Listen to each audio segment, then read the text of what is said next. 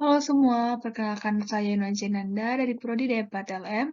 Di sini saya akan menjelaskan sedikit tentang kompetensi ATLM. Materi kali ini dibawakan oleh Bapak Ahmad Fahruloji, JSS, SI, MSc. Simak video berikut ya. Oke, kali ini topik yang akan kita bahas adalah kompetensi ATLM. Yang kita bahas kali ini yaitu meliputi apa itu kompetensi, indikator kompetensi, standar profesi ATLM, tupoksi ATLM, kewajiban ATLM, serta pemetaan standar kompetensi ATLM.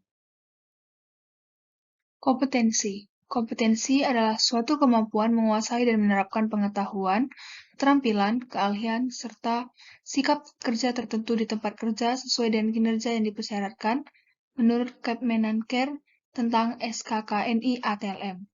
Menurut Undang-Undang Nomor 13 Tahun 2003 tentang Ketenagakerjaan dan PP Nomor 31 Tahun 2006 tentang Sistem Pelatihan Kerja Nasional menyebutkan bahwa kompetensi adalah ungkapan SDM yang terbentuk dengan menyatukan tiga aspek kompetensi, yaitu aspek pengetahuan atau domain cognitive knowledge, kemampuan atau domain psikomotorik atau skill, dan sikap kerja atau domain afektif, attitude, dan ability. Lalu yang selanjutnya, kompetensi adalah penguasaan disiplin keilmuan dan pengetahuan serta keterampilan, menerapkan metode dan teknik tertentu yang didukung sikap perilaku kerja yang tepat guna mencapai suatu mewujudkan hasil tertentu secara mandiri atau kelompok dalam tugas penyelenggaraan tugas pekerjaan. Yang selanjutnya ada indikator kompetensi. Seseorang atau kelompok orang yang telah mempunyai kompetensi dan akan melakukan pekerjaan tersebut sesuai dengan kompetensinya, maka akan dapat mewujudkan sasaran dan tujuan dari tugas atau pekerjaan tersebut secara terukur dengan indikator sebagai berikut. Dalam kondisi tertentu, mampu melakukan suatu pekerjaan sesuai dengan volume dan dimensi yang ditentukan, dengan kualitas sesuai standar dan mutu spesifikasi, serta selesai dalam waktu yang ditentukan. Untuk menetapkan standar kualifikasi ATLM, diperlukan kerjasama antara pihak industri sebagai pengguna tenaga kerja dengan industri pendidikan yang menghasilkan ATLM. Kerjasama tersebut merumuskan standar kualifikasi ATLM sehingga bisa dihasilkan ATLM yang diinginkan dunia industri. Standar tersebut berisi rumusan kemampuan kerja di bidang laboratorium medik yang mencakup aspek pengetahuan, kemampuan, keterampilan, dan sikap kerja dalam melaksanakan pekerjaan-pekerjaan sebagai ATLM yang diakui secara nasional atau internasional. Kemampuan yang memenuhi ketiga aspek tersebut disebut sebagai standar kompetensi kerja. Yang selanjutnya, siapa itu ATLM? Setiap orang yang telah lulus pendidikan teknologi laboratorium medik atau analis kesehatan atau analis medik dan memiliki kompetensi melakukan analis terhadap cairan dan jaringan tubuh manusia untuk menghasilkan informasi tentang kesehatan perorangan dan masyarakat sesuai ketentuan peraturan perundang-undangan PMK nomor 42 tahun 2015. SSKNI ATLM menurut SK Menaker nomor 170 tahun 2018. Standar Kompetensi Kerja Nasional Indonesia atau SKKNI ATLM adalah rumusan kemampuan kerja ATLM yang mencakup aspek pengetahuan, keterampilan, keahlian, dan sikap kerja yang relevan dengan pelaksanaan tugas dan syarat jabatan yang ditetapkan sesuai dengan ketentuan perundang-undangan. SKKNI secara nasional menjadi acuan dalam penyusunan jenjang kualifikasi nasional, penyelenggaraan pendidikan dan pelatihan profesi, uji kompetensi dan sertifikasi profesi. Medical Laboratorium melaksanakan pelayanan laboratorium kesehatan meliputi bidang hematologi, kimia klinik, mikrobiologi, imunologi, serologi, toksologi, kimia lingkungan, patologi anatomi atau histopatologi, sitopatologi, histokimia, imunopatologi, patologi molekuler, fisika, dan biologi. Fungsi atau kewajiban ATLM menurut KMK nomor 243-Menkes-SK-3 Yang pertama, mengembangkan prosedur untuk mengambil dan memproses spesimen. Yang kedua, melaksanakan uji analitik terhadap reagen dan spesimen. Yang ketiga, mengoperasikan dan memelihara peralatan instrumen laboratorium.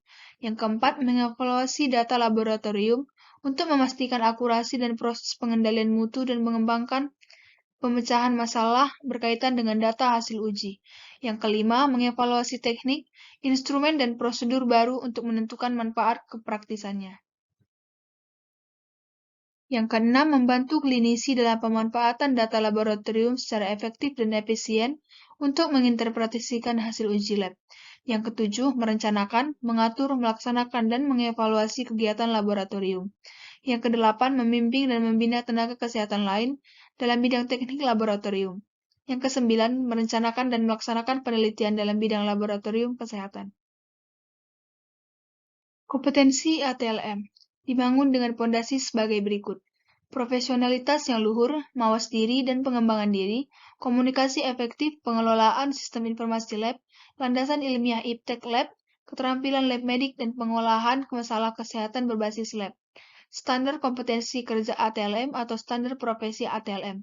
Standar kompetensi ATLM di dalam SK Menkes nomor 243/Menkes-3 2007 dan Kepmunas 8 Patelki nomor 9/Munas-8/5/2017 telah disempurnakan ke dalam SK Menaker nomor 170 tahun 2018 tentang SK KNI ATLM. Lalu selanjutnya 7 area kompetensi. 1. Profesionalitas yang luhur, mampu melaksanakan pelayanan lab medik yang profesional sesuai dengan nilai dan prinsip ketuhanan, moral, luhur, etika, disiplin, hukum, dan juga sosbud. Yang kedua, mawas diri dan pengembangan diri, yaitu mampu melaksanakan pelayanan lab medik, memberikan solusi terhadap masalah lab secara komprehensif dan terpadu, mengembangkan diri mengikuti penyegaran dan peningkatan iptek secara berkesinambungan, serta mengembangkan pengetahuan demi keselamatan pasien. Yang ketiga, komunikasi efektif, mampu menyampaikan informasi pelayanan lab medik melalui komunikasi efektif, baik impersonal atau profesional terhadap pasien, teman sejawat, klinisi, dan masyarakat. Yang selanjutnya, pengelolaan informasi. Mampu mengakses dan menilai informasi dan pengetahuan, serta mengelola SIL medik dengan teknologi terkini untuk meningkatkan mutu pelayanan lab medik. Yang selanjutnya, landasan ilmiah laboratorium medik, yaitu mampu memecahkan dan membersihkan solusi terhadap masalah kelaban secara komprehensif dan terpadu berdasarkan landasan ilmiah, ilmu biomedik, patofisiologi, dan iptek tentang pemeriksaan lab medik terkini untuk menghasilkan informasi diagnostik yang tepat. Yang selanjutnya, keterampilan laboratorium medik, mampu melakukan pemeriksaan lab sesuai standar untuk menghasilkan informasi diagnostik yang tepat.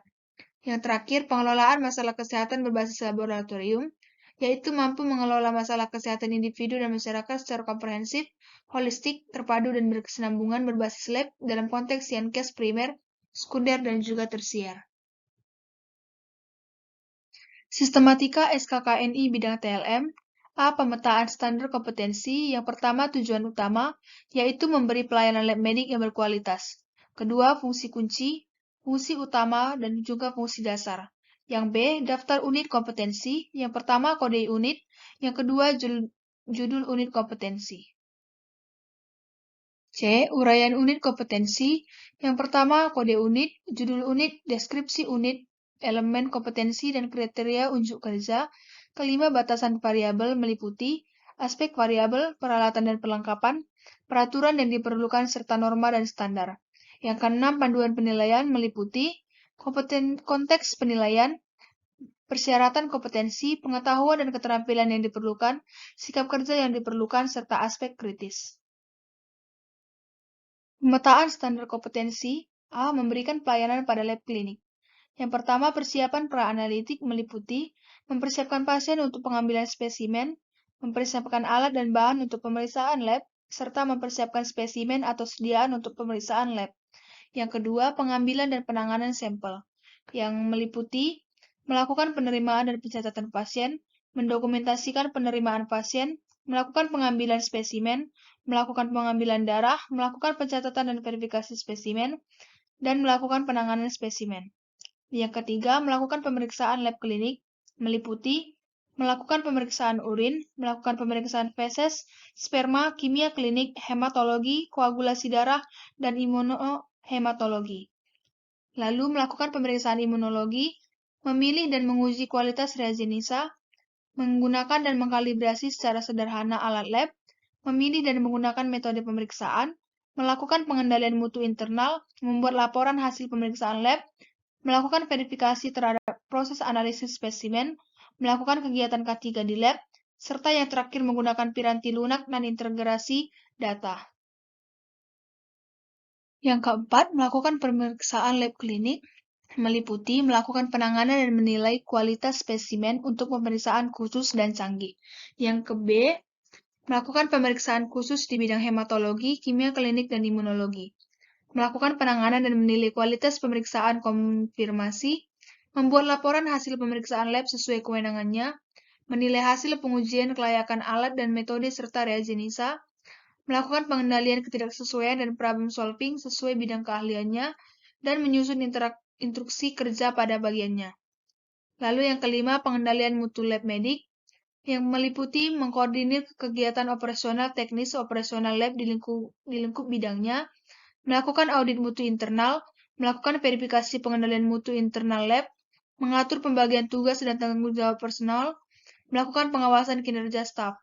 Yang keenam, penjaminan mutu lab klinik, melakukan validasi secara analitis terhadap hasil pemeriksaan lab, melakukan klinisi dalam pemanfaatan data lab secara efektif dan efisien, membuat perencanaan kegunaan teknis operasional lab, mengkoordinasikan kegiatan teknis operasional lab, membimbing dan membina ahli media TLM dalam bidangnya, melakukan pengendalian ketidaksesuaian dan tindakan korektif pada proses di bagiannya, dan mengelola resiko kegiatan teknis operasional lab. Yang ke-6 lanjutan, merencanakan dan mengevaluasi BHP Lab, melakukan validasi dan evaluasi metode pemeriksaan lab, melakukan verifikasi pengendalian mutu internal lab, melakukan pengukuran dan evaluasi kinerja kegiatan teknis operasional lab, mengkoordinasikan sistem manajemen K3 lab, melakukan program penjaminan mutu lab, mengelola survei kepuasan pelanggan lab, merencanakan dan mengevaluasi program K3 di lab, mengelola program kalibrasi dan uji fungsi alat ukur lab, melakukan program audit mutu internal, melakukan tindakan korektif terhadap ketidaksesuaian pada sistem mutu, melakukan pengendalian dokumen dan rekaman mutu, melakukan evaluasi dan pengukuran sasaran mutu, serta menerapkan sistem manajemen mutu. Lalu yang ketujuh, pengelolaan sistem lab klinik, melakukan rencana pengembangan pelayanan lab, mengelola SDM, mengelola saran dan prasarana, merencanakan dan memantau sistem manajemen lab, mengevaluasi dan menindaklanjuti pelaksanaan sistem manajemen lab, serta menyesuaikan masalah teknis pada kegiatan operasional lab. Yang kedelapan, pengembangan dan konsultasi teknis lab klinik. Yang pertama, memberikan saran dan strategi dalam pengelolaan pelayanan lab, memberikan saran dalam pengembangan teknologi dan pelayanan lab, memberikan konsultasi teknis analis pemeriksaan di lab, memberikan saran dan bimbingan dalam perencanaan dan penerapan sistem manajemen mutu atau SMM, serta melakukan kajian ilmiah terhadap kasus dan temuan lab. Selanjutnya, pemetaan standar kompetensi, memberikan pelayanan pada lab mikrobiologi klinik. Yang pertama, persiapan pra-analitik. Meliputi mempersiapkan pasien untuk pengambilan spesimen, mempersiapkan alat dan bahan untuk pemeriksaan lab, mempersiapkan spesimen atau sediaan untuk pemeriksaan laboratorium. Yang kedua, pengambilan dan penanganan sampel. Melakukan penerimaan dan pencatatan pasien, mendokumentasikan penerimaan pasien lab, melakukan pengambilan spesimen, melakukan pengambilan darah, melakukan pencatatan dan verifikasi spesimen, melakukan penanganan spesimen.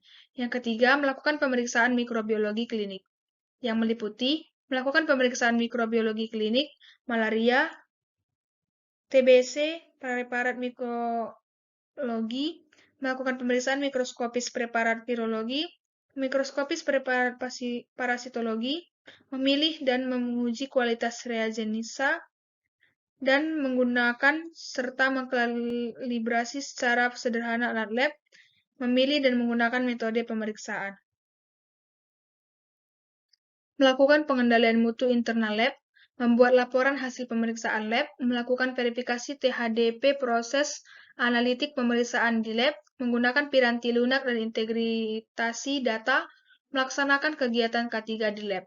Yang keempat, melakukan pemeriksaan mikrobiologi klinik, meliputi melakukan penanganan dan menilai kualitas spesimen untuk pemeriksaan khusus dan canggih, melakukan pemeriksaan khusus di bidang mikrobiologi, melakukan penanganan dan menilai kualitas spesimen untuk pemeriksaan konfirmasi, membuat laporan hasil pemeriksaan lab sesuai kewenangannya, menilai hasil pengujian kelayakan alat dan metode serta reagen NISA, melakukan pengendalian ketidaksesuaian dan problem solving sesuai bidang keahliannya, menyusun instruksi kerja pada bagiannya, mengorganisasikan sistem manajemen K3 Lab, mengelola program penjaminan mutu lab, melakukan survei kepuasan pelanggan lab, merencanakan dan mengevaluasi program K3 di lab, mengelola program kalibrasi dan uji fungsi alat ukur lab, mengelola program audit mutu internal, melakukan tindakan korektif THDP ketidaksesuaian pada sistem mutu, melakukan pengendalian dokumen dan rekaman mutu, melakukan evaluasi dan pengukuran sasaran mutu,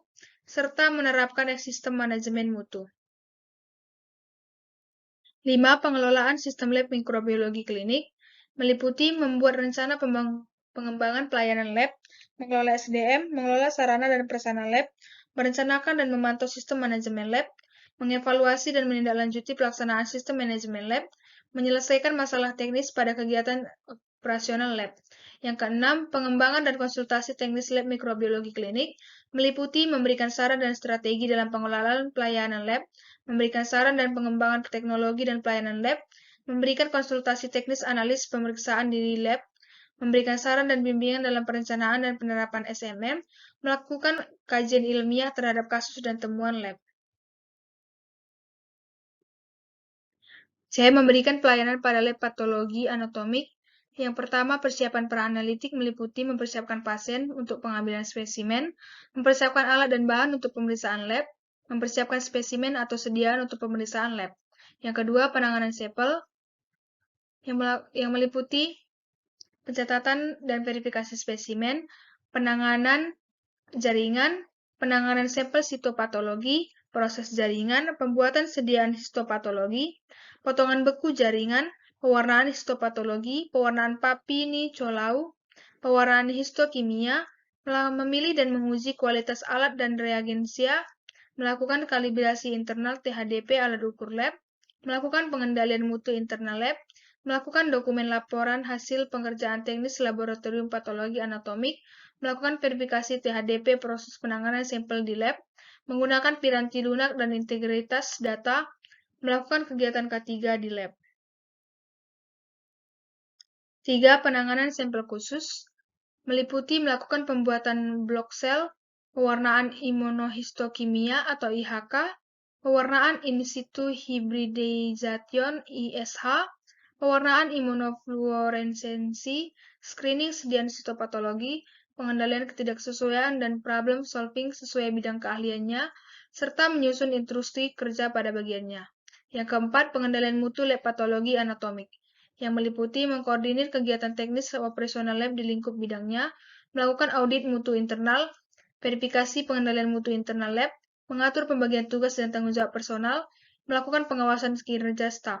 Yang kelima, penjaminan mutu lab patologi anatomik, yang meliputi melakukan pemeriksaan histologi menggunakan mikroskop elektron, membuat perencanaan kegiatan teknis operasional lab, mengkoordinasikan kegiatan teknis operasional lab, membimbing dan membina ahli MADA TLM dalam bidangnya, melakukan pengendalian ketidaksesuaian dan tindakan korektif pada proses di bagiannya, mengelola risiko di kegiatan teknis operasional lab, merencanakan dan mengevaluasi BHP lab, melakukan evaluasi dan validasi metode pemeriksaan lab, melakukan pengukuran dan evaluasi kinerja kegiatan teknis operasional lab, mengorganisasikan sistem manajemen K3 lab. Yang keenam, penjaminan mutu lab patologi anatomik, meliputi mengelola program pengendalian mutu lab, mengelola survei kepuasan pelanggan lab, merencanakan dan mengevaluasi program K3 di lab, mengelola program kalibrasi dan uji fungsi alat ukur lab, mengelola audit mutu internal, melakukan tindakan korektif THDP ketidaksesuaian pada sistem mutu, melakukan pengendalian dokumen dan rekaman mutu. D. Memberikan pelayanan pada lab biologi molekuler. Yang pertama, persiapan praanalitik, meliputi mempersiapkan pasien untuk pengambilan spesimen, mempersiapkan alat dan bahan untuk pemeriksaan lab, mempersiapkan spesimen atau sediaan untuk pemeriksaan lab. Yang kedua, penanganan sampel meliputi melakukan penerimaan dan pencatatan pasien, pengambilan spesimen, pengambilan darah vena dan kapiler, pencatatan dan verifikasi spesimen, dan juga penanganan spesimen. Lalu yang ketiga, melakukan pemeriksaan lab biologi molekuler, meliputi melakukan teknik isolasi asam nukleat, teknik amplifikasi asam nukleat, teknik identifikasi asam nukleat, memilih dan menguji kualitas reagensia, melakukan kalibrasi internal terhadap alat ukur lab, pengendalian mutu internal lab, membuat dokumen laporan hasil pemeriksaan lab, melakukan verifikasi terhadap proses analisis sampel, serta melakukan penanganan limbah lab. 4. Pengendalian mutu lab biologi molekuler meliputi menggunakan aplikasi bioinformatika, pemeriksaan protein biomarker, melakukan teknik isolasi plasmid, teknik transformasi asam nukleat, teknik kultur sel, teknik imunomolekular standing cell, melakukan teknik DNA sequencing, teknik whole genome sequencing atau WGS, membuat laporan hasil pemeriksaan lab, melakukan pengandalian ketidaksesuaian dan pemecahan masalah sesuai bidang keahliannya, mengkoordinir kegiatan teknis operasional lab di lingkup bidangnya, melakukan audit mutu internal, verifikasi pengendalian mutu internal lab, serta melakukan pengawasan kinerja staf.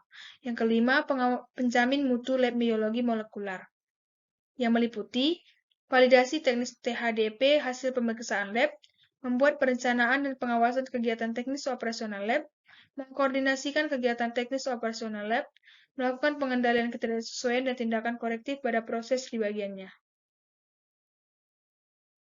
Mengelola risiko kegiatan teknis operasional lab, melakukan evaluasi dan validasi teknis pemeriksaan lab, perencanaan dan evaluasi pengendalian teknis lab, pengukuran dan evaluasi kinerja kegiatan teknis operasional lab, mengorganisasikan sistem manajemen K3 lab, mengelola program penjaminan mutu lab, mengelola survei kepuasan pelanggan lab, mengelola program kalibrasi dan uji fungsi alat ukur lab, mengelola audit mutu internal, pengendalian ketidaksesuaian dan tindakan korektif pada sistem mutu, melakukan pengendalian dokumen dan rekaman mutu, melakukan evaluasi dan pengukuran sasaran mutu. Yang keenam, pengelolaan sistem lab biologi molekular meliputi membuat rencana pengembangan pelayanan lab, mengorganisasikan sumber daya manusia di bagiannya, merencanakan dan memantau sistem manajemen lab, mengevaluasi dan menindaklanjuti pelaksanaan sistem manajemen lab. Yang ketujuh, pengembangan dan konsultasi lab biologi molekuler. Yang pertama, memberikan saran dan strategi dalam pengelolaan pelayanan lab, memberikan saran dalam pengembangan teknologi dan pelayanan lab, memberikan konsultasi teknik analisis pemeriksaan di lab, memberikan saran dan bimbingan dalam perencanaan dan penerapan SMM, melakukan kajian ilmiah terhadap kasus dan temuan lab, dan melakukan inovasi BHP pengembangan tes biomarker penyakit berbasis lab. Sekian penjelasan saya tentang materi kali ini. Semoga teman-teman dapat mengerti dan minta maaf bila ada salah kata atau salah penjelasan. Oke, terima kasih semuanya. Selamat menonton.